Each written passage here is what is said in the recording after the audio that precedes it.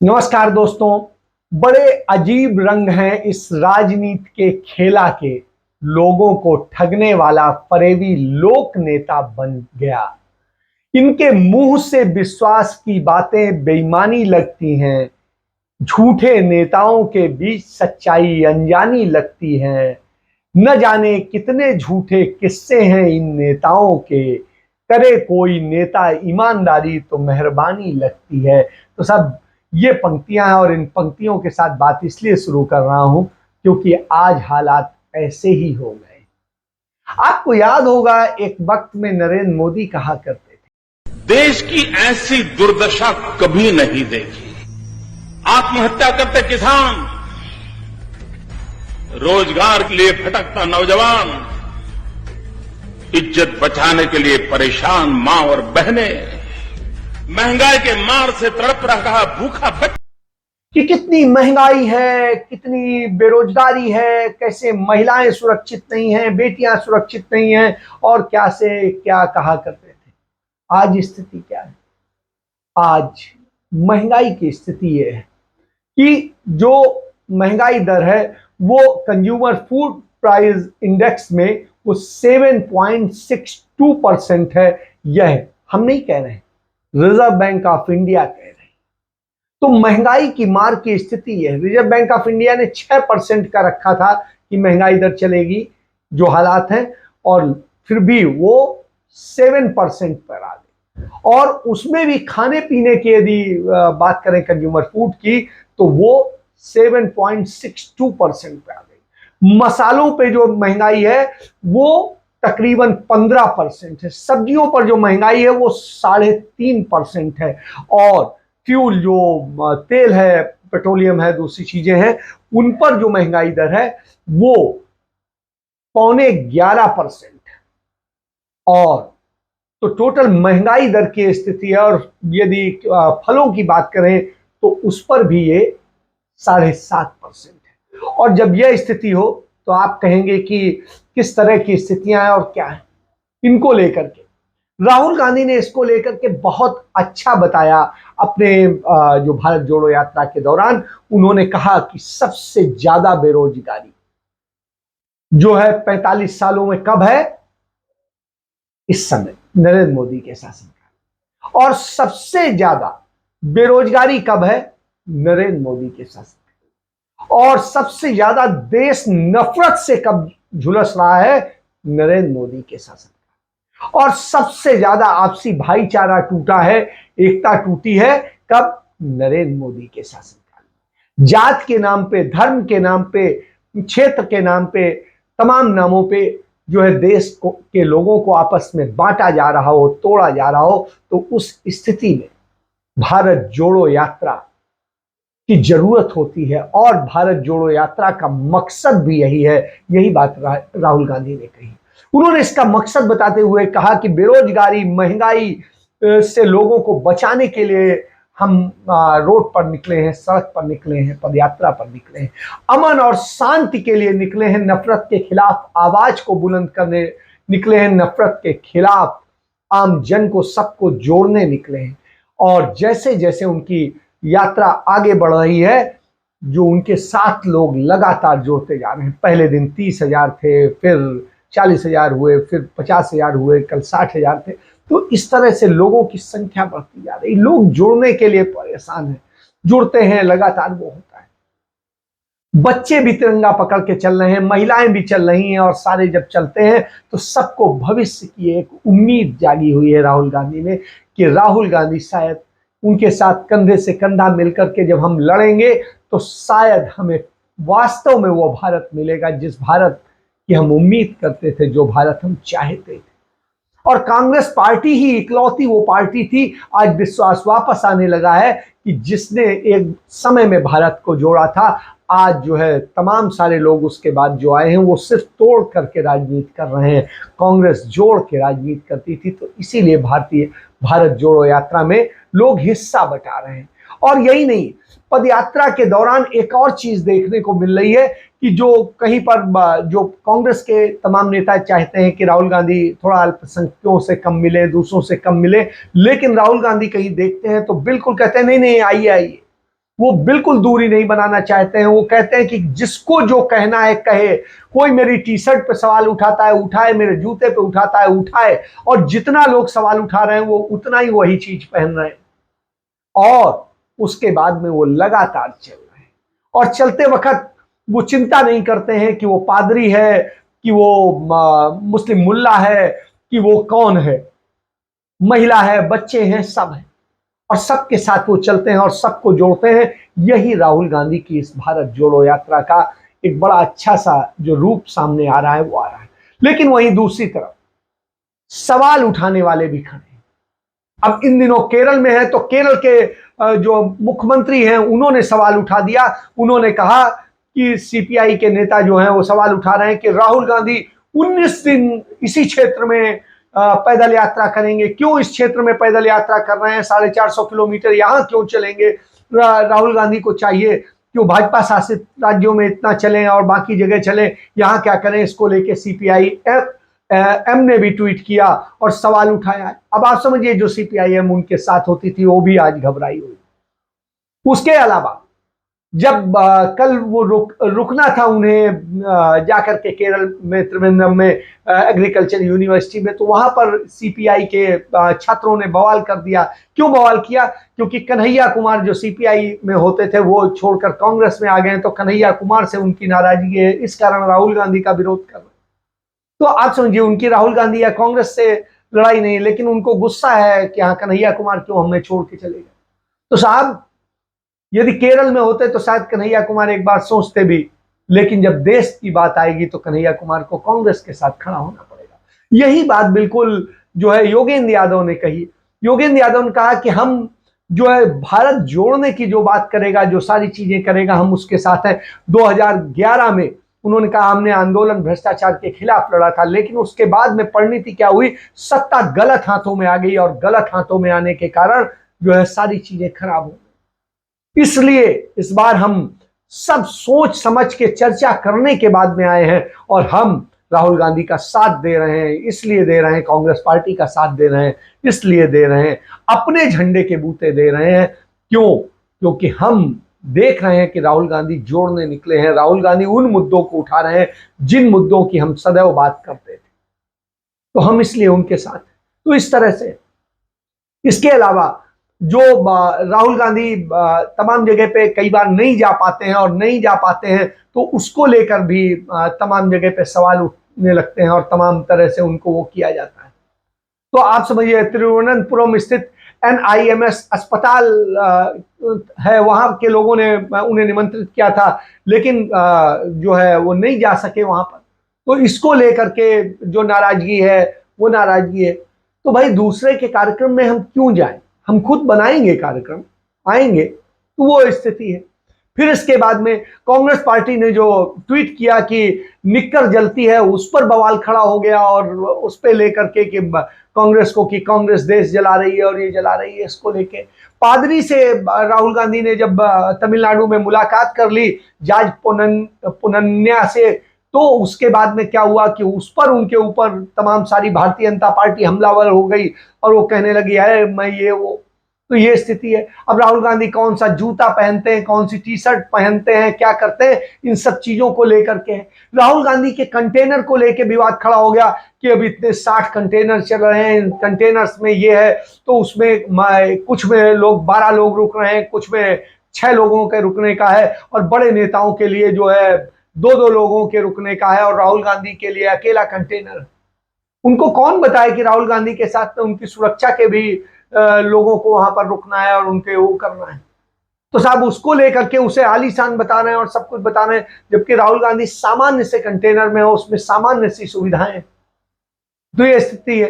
उसमें कुछ में एसी लगे होने की बात उठाई गई, तो ये स्थिति है। जबकि एसी नहीं लगे हुए हैं, कुछ में क्या है, कूलर से जो होते हैं, छोटे से कूलर होते हैं वो लगे हुए हैं, छोटे से वो लगे हुए हैं। तो उसको लेकर के सवाल है। तो इस तरह की स्थितियां हो, तो 60 कंटेनर, उनमें कुछ में टॉयलेट्स हैं, कुछ में कुछ है, कुछ में कुछ है। वो यात्री हैं उसमें जो पूरी यात्रा करेंगे, 3,500 किलोमीटर से ज्यादा की यात्रा पैदल करेंगे। तो साहब उस स्थिति में आप कहेंगे कि उसको लेके सवाल उठाएंगे, तो सवाल उठाने की है तो सवाल उठाने का चल रहा है। वही झूठ की राजनीति कैसे चल रही है आप इसको देखें। झूठ की राजनीति ये है कि साहब जो है, पहले बात करता हूं उसी में ही कि पंजाब में स्थिति है कि पंजाब के मुझे कई सारे यहाँ के मुलाजिम संगठन मिले और कई लोग मिले, कई ऑफिसर्स से मेरी बात हुई तो पता चला यहाँ की पिछले जो है करीब करीब 5 महीने से लोगों को सैलरीज नहीं मिली। और 5 महीने से मतलब आप सोचिए 80% लोगों को अपने वेतन नहीं मिले। यह स्थिति पंजाब में। और वहीं पंजाब सरकार करोड़ों रुपया खर्च कर रही है किस बात पे? प्रचार पे। अखबारों को विज्ञापन दे रहे हैं, टीवी चैनलों को दे रहे हैं, गुजरात में विज्ञापन दे रहे हैं, पंजाब के पैसे। तो साहब पंजाब के लोगों को वेतन देने के लिए आपके पास पैसा नहीं है, पंजाब के अस्पतालों में डॉक्टर्स नहीं हैं, दवाएं नहीं हैं और तमाम सारी समस्याएं खड़ी हुई हैं। आप लेकिन दावे बड़े बड़े कर रहे हैं, विज्ञापनों में दावे हो रहे हैं, लोगों की जमीनी हकीकत ये स्थिति है। तो जब ये स्थिति हो तो निश्चित रूप से सवाल उठता है कि आप आखिर क्या बता रहे हैं। तो जब इस तरह से किया जा रहा हो तो सवाल उठने लगता है और उठना लाजमी भी है, क्योंकि जिस तरीके से आप दिखा रहे हैं, झूठ दिखा रहे हैं, वो आप देखें केजरीवाल की स्थिति ये है। केजरीवाल जो कल चल रहे थे, ऑटो से चल के दिखा रहे थे, वो वास्तव में प्राइवेट जेट से गए थे। आप 2 आदमी 4 आदमी आपको जाना था, आप सिंपल फ्लाइट से भी जा सकते थे। राहुल गांधी सिंपल फ्लाइट से जाते हैं, लेकिन आप प्राइवेट जेट से गए थे।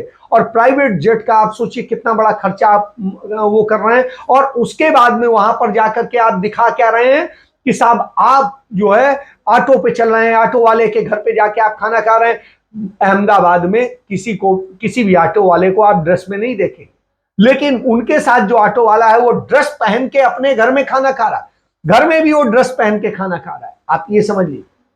इसके बाद आप देखिए उनका पूरा वो जब बैठते हैं और उसके बाद वहां की पुलिस वालों से बहस करते हैं। हमें या तो आप मेरे को सुरक्षा नहीं दे सकते। नरेंद्र मोदी जी प्रधानमंत्री होते हुए अगर दिल्ली के मुख्यमंत्री की सुरक्षा नहीं कर सकते तो इस्तीफा दे दें।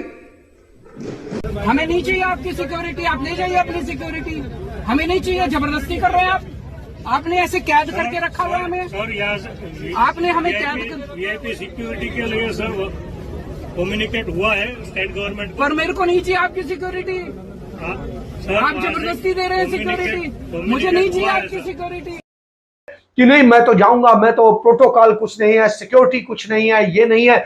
जबकि उन्हीं की पार्टी ने चिट्ठी दी, बाकायदे जो चिट्ठी दी उसमें गुजरात पुलिस को चिट्ठी लिखी गई और उस चिट्ठी में कहा गया कि किस तरीके से ये इतनी सुरक्षा के अधिकारी हैं और इतना वो है और इनकी सुरक्षा का पूरा व्यवस्था किया जाए और सारी चीजें की जाए। ये उनकी पार्टी के जो है उसमें दिया गया, आम आदमी पार्टी गुजरात विंग की बाकायदे चिट्ठी दी गई। और जब वो दिया गया और उसके बाद में उन्होंने सुरक्षा दी थी, उसके बाद में दूसरी तरफ अरविंद केजरीवाल और वो सब जो ड्रामे करते हैं उसको आप समझिए।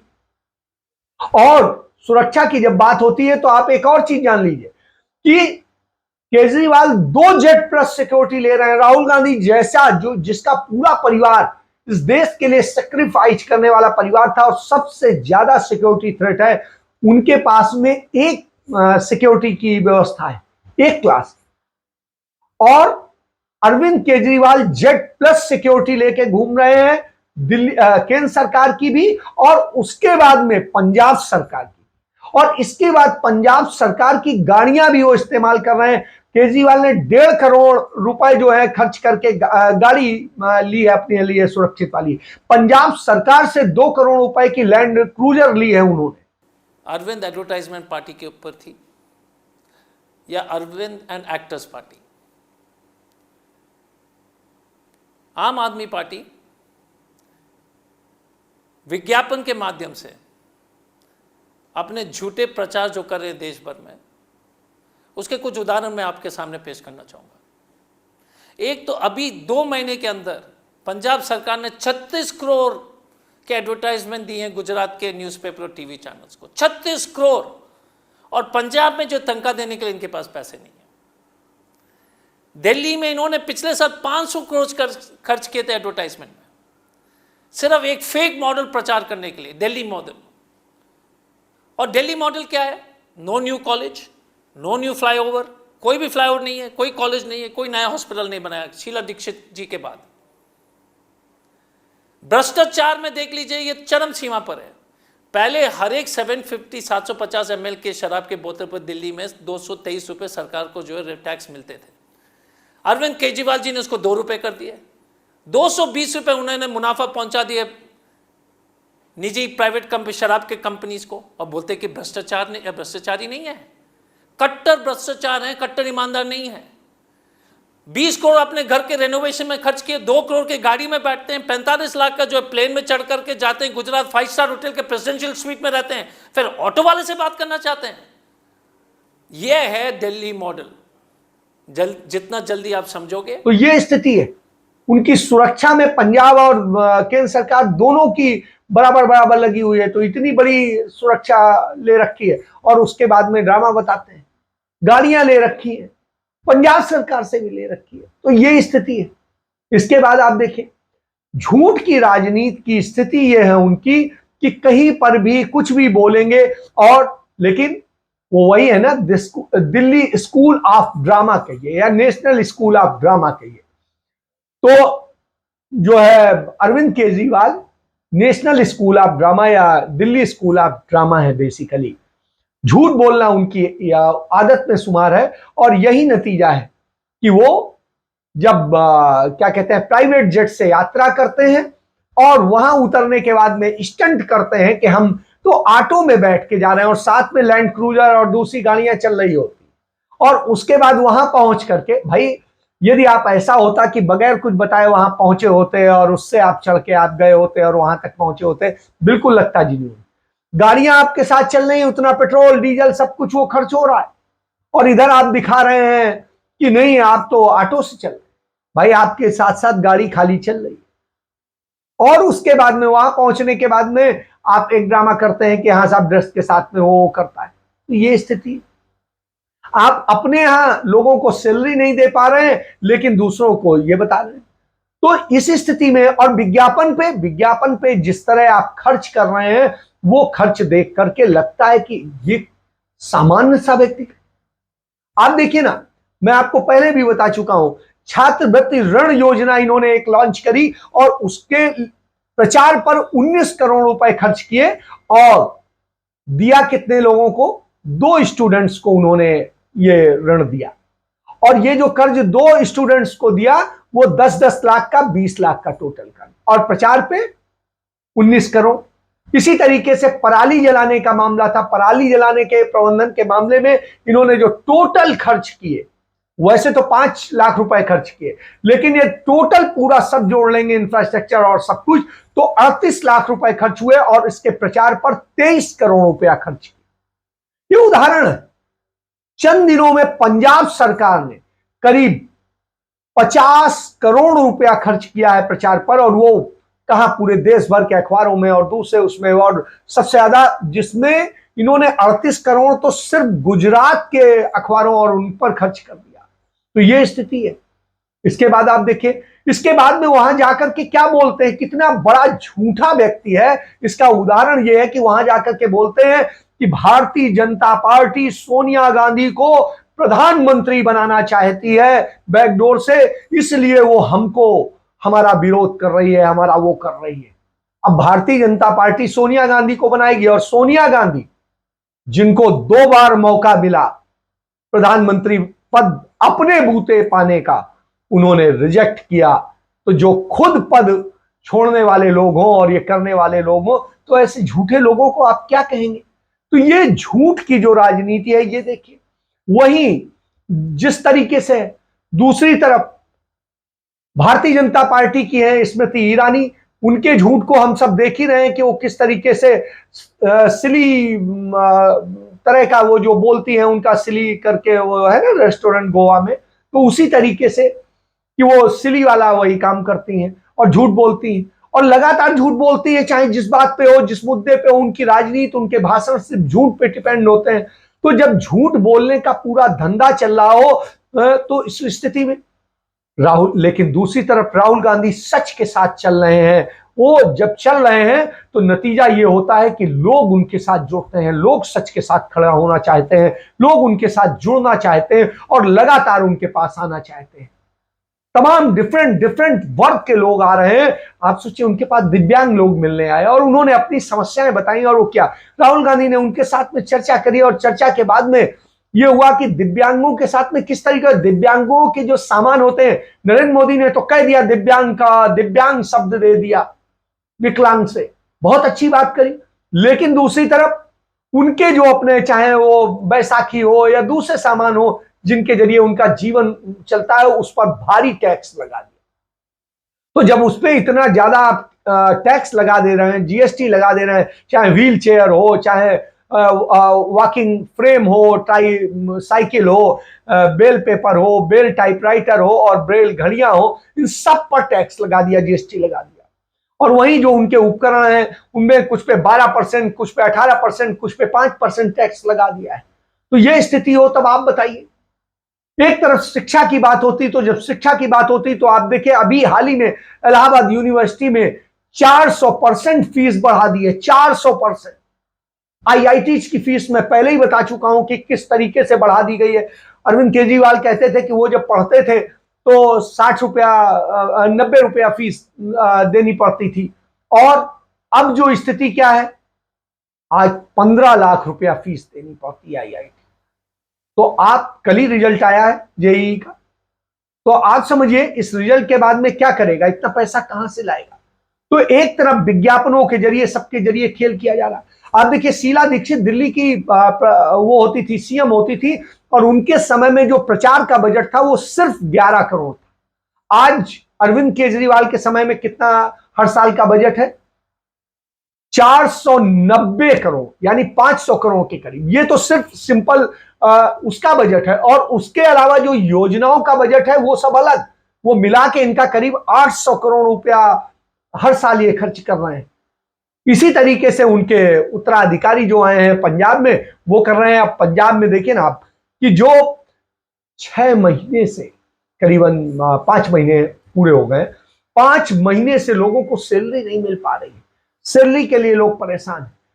तो जब सैलरी के लिए परेशान हो, सारी चीजें हो, उस स्थिति में पैसा कहां, विज्ञापन पे खर्च हो रहा है।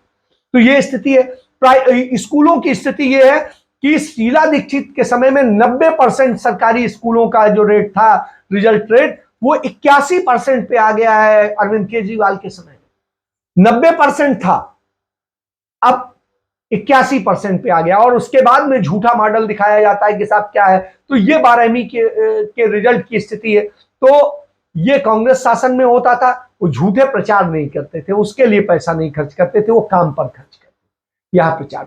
इसी तरीके से हेल्थ इंफ्रास्ट्रक्चर पर है। आपने कोविड के दौरान देखा दिल्ली में किस तरह बद से बदतर हालात हुए थे, और आज भी स्थिति यह है कि दिल्ली के में सरकारी स्वास्थ्य सेवाएं सबसे बदतर है। उससे बहुत अच्छी सेवाएं तमाम दूसरे राज्यों में, पंजाब में हुआ करती थी, लेकिन आज पंजाब में स्थिति खराब है। पंजाब में दवाएं नहीं मिल रही, डॉक्टर नहीं मिल रहे हैं, रात को डॉक्टर्स होते नहीं है, तो सब नर्सों के भरोसे और उनके वो चल रहा है।